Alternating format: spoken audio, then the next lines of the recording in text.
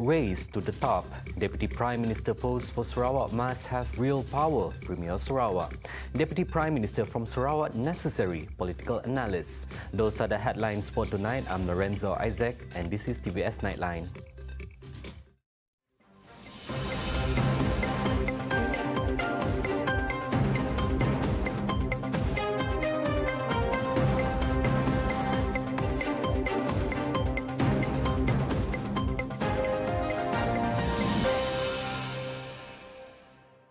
British former Finance Minister Rishi Sunak and British lawmaker Penny Mordaunt have announced that they will be contesting for the Prime Minister's position following Liz Truss's resignation on Thursday, October 20th, after only serving 6 weeks as the country's leader. Boris Johnson, who immediately nominated himself to replace Truss, had recently withdrawn from contesting out of respect for the other two candidates. He said although he had a very good chance of being back in Downing Street by Friday, he came to the conclusion that it was not the right thing to do, especially when there is disunity in Parliament. Sunak confirmed his candidacy via his Twitter account, although he did not verbally confirm when he was met by reporters when he left his home, while Mordaunt confirmed via a televised interview.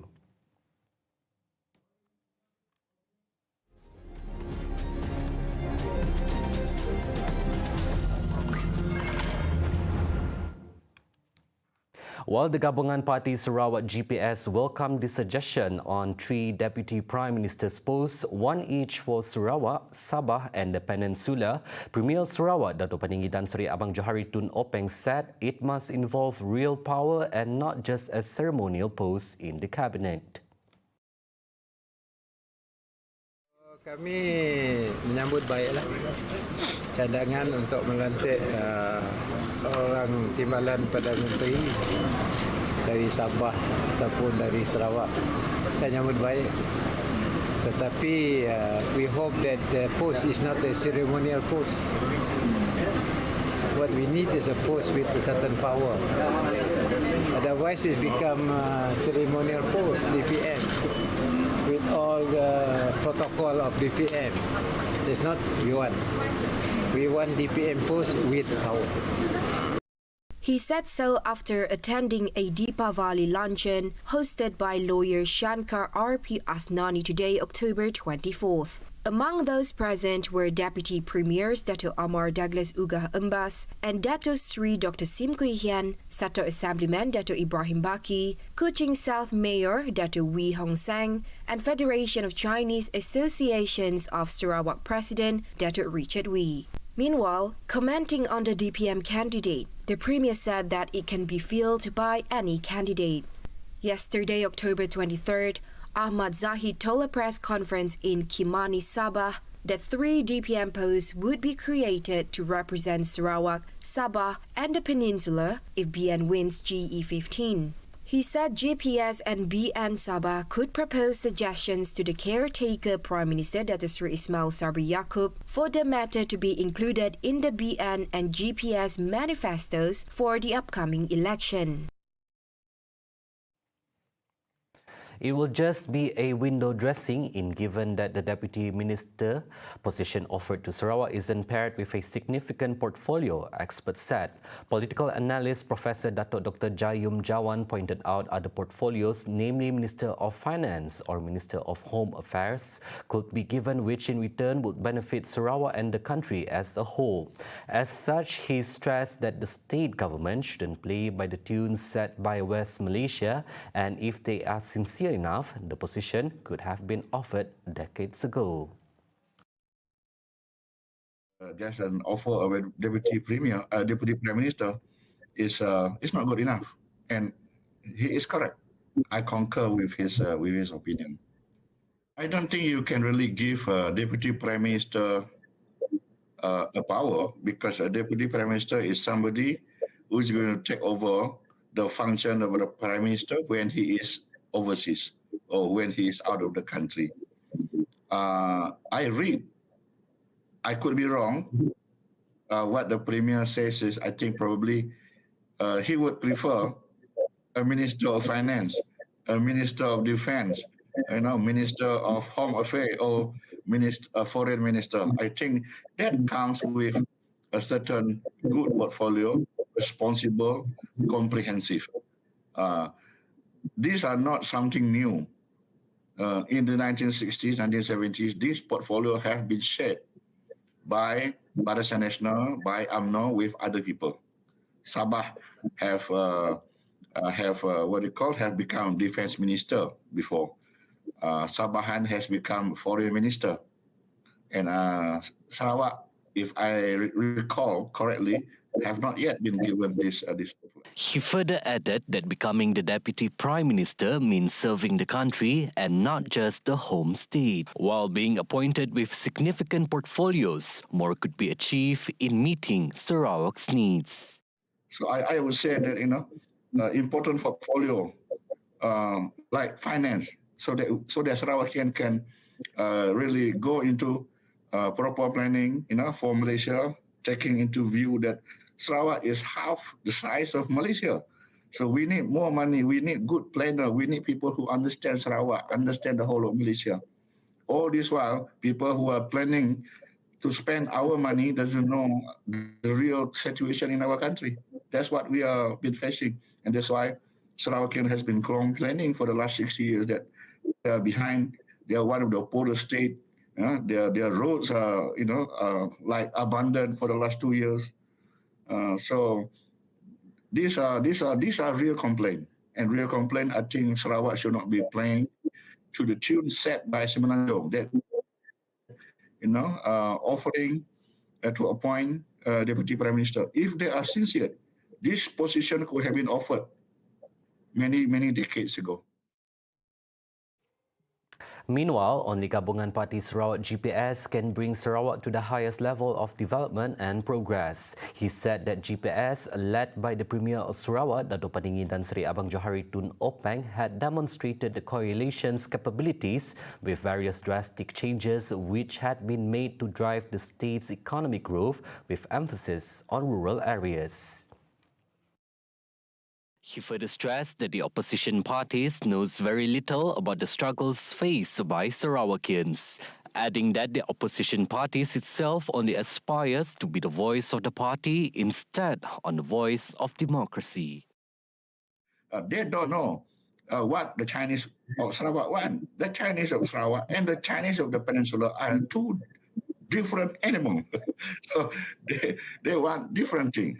They are living in a different political climate. So you cannot one policy for all, fit all. You have to understand Peninsular politics, Sabah politics, Sarawak politics. So this is where the DAP failed.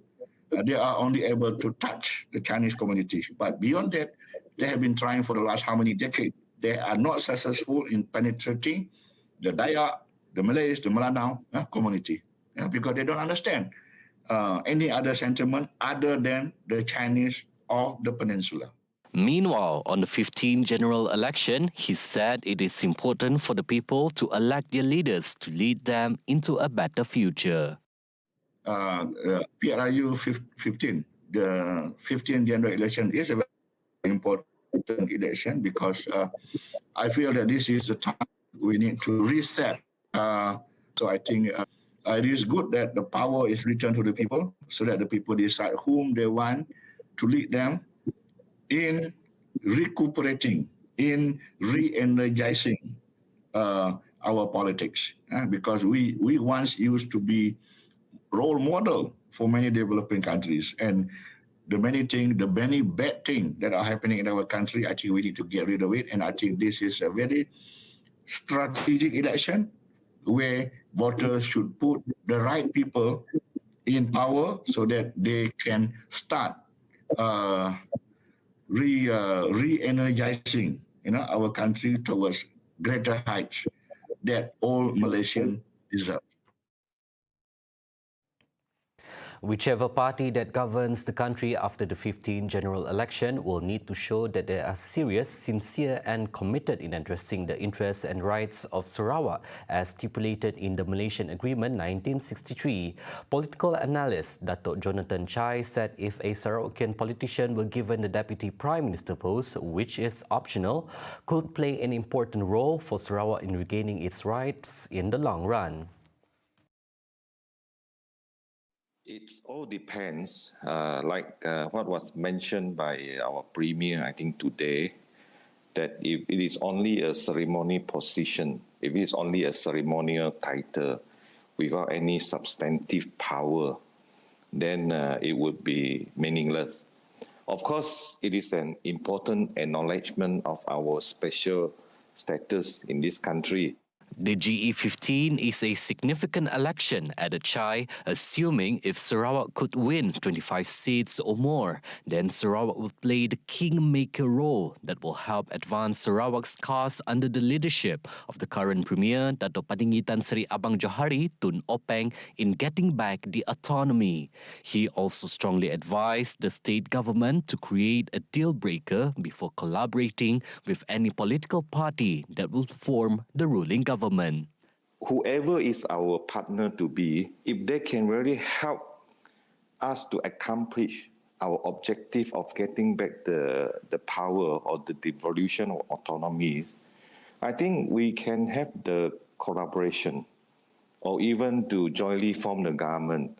But there must be a very concrete deal in the sense that we want to have it within 6 months or 12 months. There will be no more delay.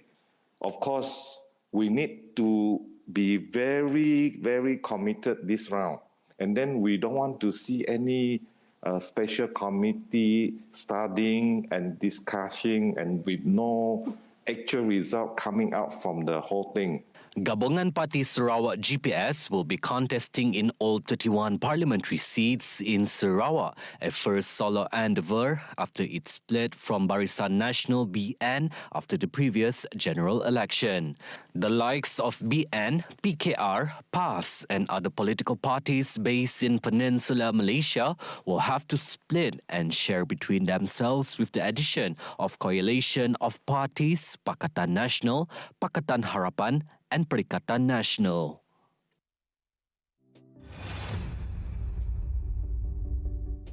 Sarawak is targeting a total of 145,000 job opportunities by the year 2030. Minister of Education, Innovation and Talent Development, Datuk Roland Sagawiin, said the job prospects will include those in the economic policy catalyst sector as well as 50,000 in the business field. Strategi transformasi modal insan harus fokus kepada penyediaan alat tuju sumber tenaga yang lebih produktif, efektif, berkemahiran, berteknologi dan bernilai tinggi. Perubahan pasaran kerja masa kini mengharuskan tenaga kerja kita memiliki kemahiran yang lengkap dan pelbagai serta memenuhi cita rasa industri.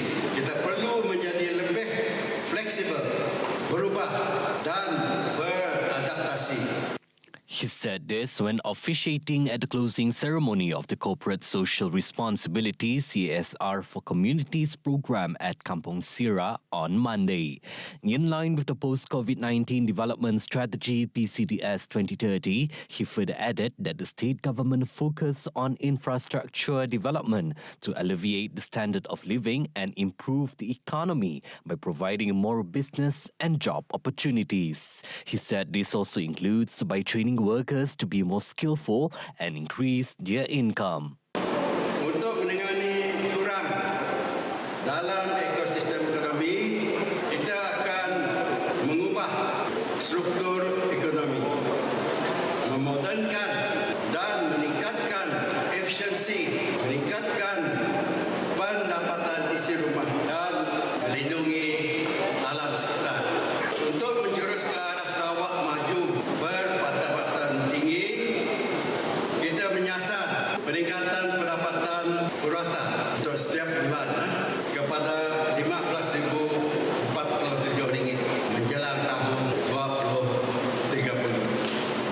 He further added that the government is implementing policies towards digitalization, sustainable development, decarbonization, and a new economy to ensure economic prosperity, social inclusiveness, and environmental sustainability. All component parties under the Gabungan Parti Sarawak GPS need to strengthen their cooperation to ensure that all 31 seats can be secured. Deputy Premier of Sarawak Dato' Amar Awang Tengah Ali Ahsan pointed out that this is crucial to secure a louder voice in Parliament. The Deputy Premier further added a victory is important to secure a greater voice in Parliament and realize the rights and interests of Sarawakians, stability and continuous development for the state. Dalam hal kita berdepan dengan pilihan raya ini, kita mahu kerjasama semua pihak. Dan kita berdiri bertanding atas platform yang sama, iaitu GPS. Kita mahu kemenangan yang besar untuk bukan saja Limbang, Lawas dan seluruh kawasan kita di Sarawak. Kita kalau boleh menang 31 kursi, kita menang 31 kursi. Supaya suara kita akan lebih kuat di Parlimen dan kita akan dapat memperjuangkan hak dan kepentingan kita dan seterusnya untuk menjamin kestabilan dan pembangunan untuk negeri demi untuk kita meningkatkan kesejahteraan hidup masyarakat kita. There are 4 component parties under GPS, namely Parti Pesaka Bumiputra Bersatu PBB, Parti Rakyat Sarawak PRS, Parti Democratic Progressive PDP, and Parti Rakyat Bersatu Sarawak SUPP. He, who is also the PBB Deputy President, further added that since Undi 18 has been implemented, the support of young voters for the upcoming election is important to maintain stability for the future of Sarawak. Dan kita tahu ramai juga pengundi-pengundi baru, bukan saja di kalangan pengundi yang berumur 18 tahun ke atas, tetapi disebabkan ianya banyak melibatkan pengundi yang pertama, dulu tak diregister pun, sekarang sudah automatic registration. Jadi mereka harus faham bahawa kestabilan itu penting, perpaduan itu penting.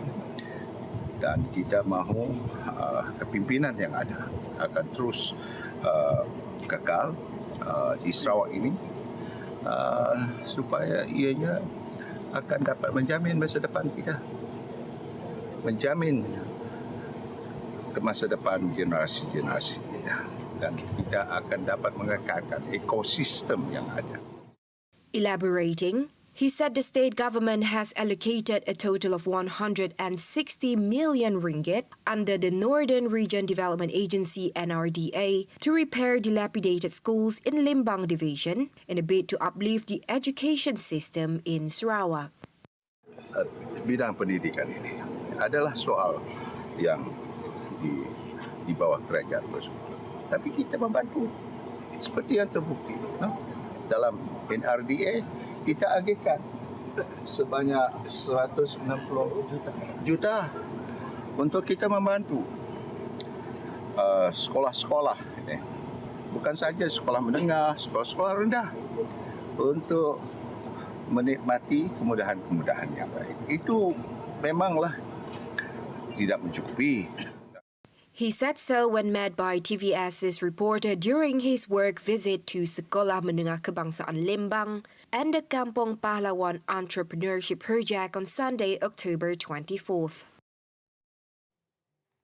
The Native Court Ordinance Amendment Bill will be tabled at the next sitting of the Sarawak State Assembly in May 2023.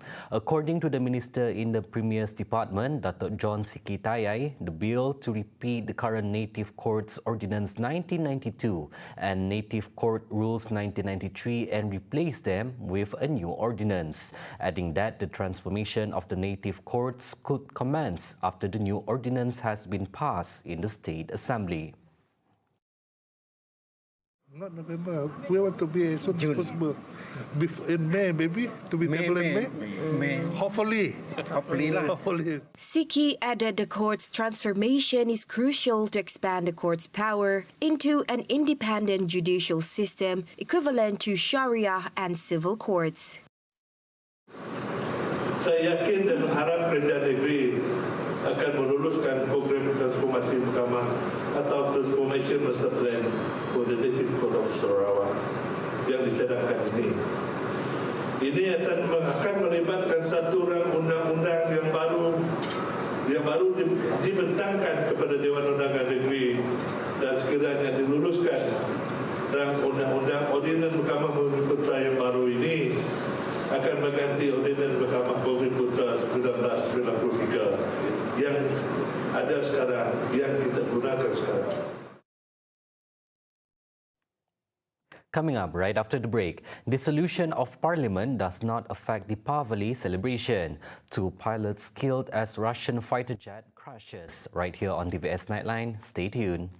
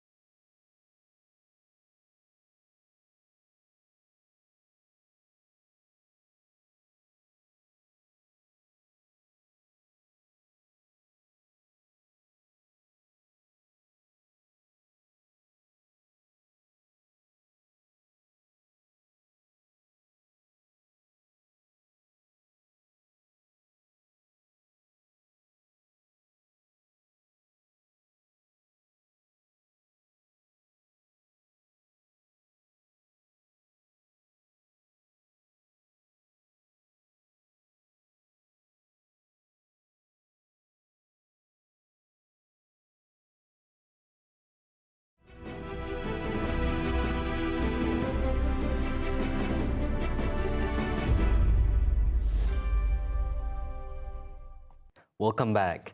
The dissolution of Parliament to make way for the 15th general election does not affect the joy of the Deepavali celebration by the Hindus in the country today.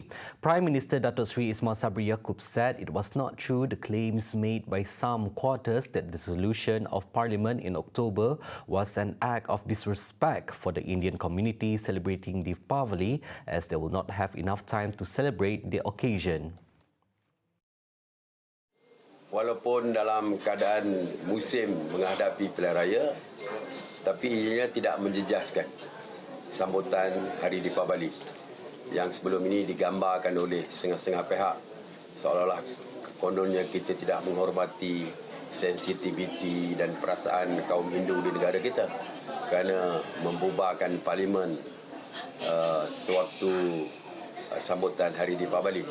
Tetapi apa yang kita lihat jelas pembubaran parlimen langsung tidak menjejaskan sambutan Deepavali, malah lebih meriah lagi.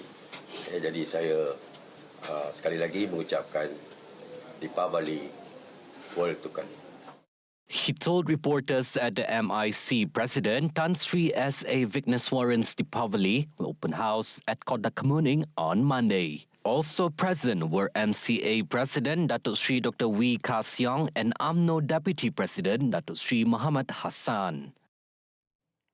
The Hindu festival of Deepavali, which symbolizes new beginnings and the triumph of good over evil and light over darkness, is being celebrated today, not only by the Hindu communities in Malaysia, but also by millions of people worldwide. After 2 years of subdued celebrations due to the COVID-19 pandemic, the Hindu community in Sarawak is overwhelmed with joy as they are able to enjoy this year's Festival of Light with their loved ones. Let us hear what they have to say about it. Yeah, definitely I feel very happy because we can get together, we can invite all our friends, back to normal life. After COVID, there's a difference, of course.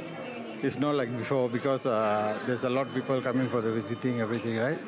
But after COVID, it's quite slow already, not like before.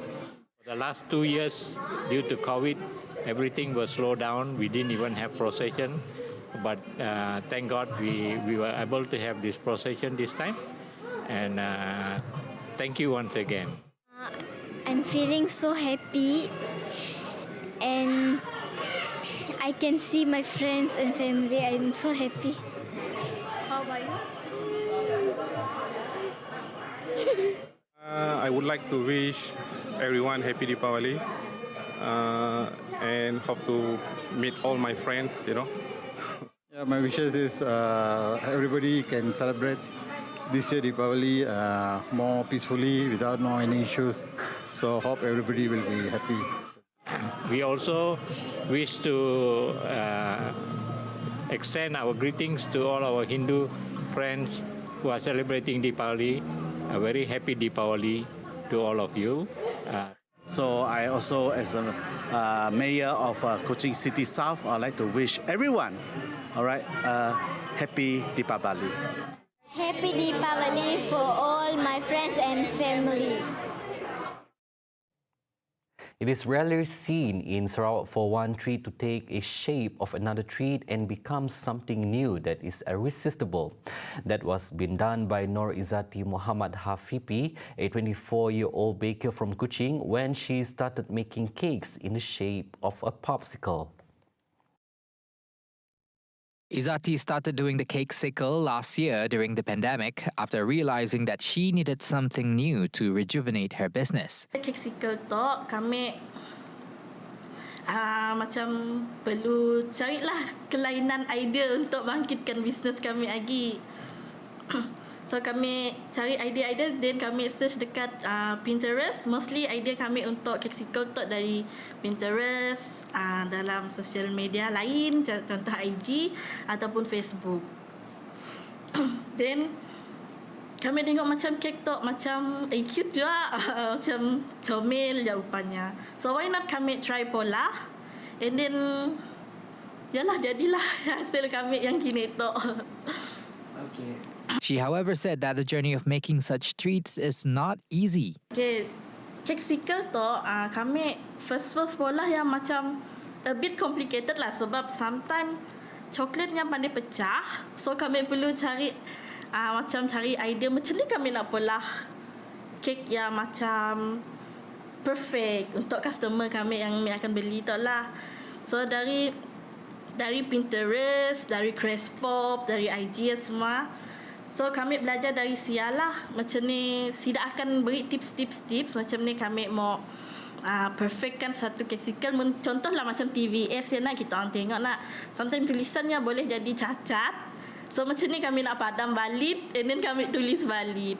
Izzati is one of the very few bakers in Kuching making such treats, and now she receives a lot of requests for birthday and anniversary cakesicles, where her quota per month is about 500 cakes. Now she aims to bake full-size cakes specifically for weddings in the near future.